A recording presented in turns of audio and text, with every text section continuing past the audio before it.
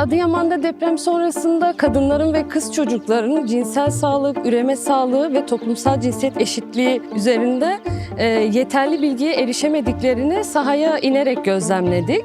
Biz de burada 12-18 yaş arasındaki kız çocuklarına, kadınlara toplamda 20 atölye olacak şekilde bu alanlarda atölyeler düzenledik. Proje boyunca yerel yönetimlerle ortaklaşmanın aslında projenin etkisini nasıl katlayarak arttırdığını çok iyi deneyimlemiş olduk biz de. Hem hedef kitleye ulaşma hem sağlıklı ortamlarda hedef kitleye ulaşma konusunda bizim için çok kolaylaştırıcı oldu gerçekten. Kadın özgürlükçü, kadın öncülüğünde yürüyen yerel yönetimler anlayışımız gereği kadınların toplumda görünür olması, toplumda bir özne olması için kadının topyekün bilinçlenmesinden geçiyor. Kadınlar aslında evden dışarı çıkmak istiyor. Bir araya gelmiş oluyor.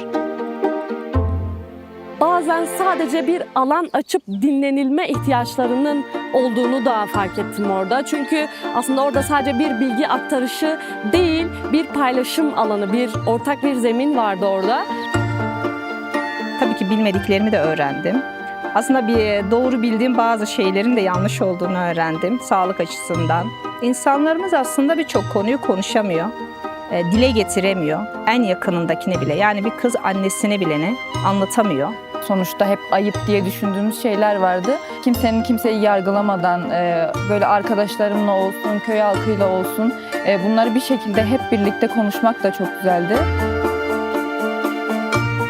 Bugün uzun zamandan sonra ilk defa böyle kadınsal bir etkinlik gerçekleştirdik. Kadın erkek eşitsizliği hakkında konuşmalar gerçekleştirildi. Toplum içinde herhangi bir şiddet, herhangi bir şey oldu mu bence herkes artık nereye başvurabileceğini ve nasıl çözüm getirebileceğini bence biliyor artık.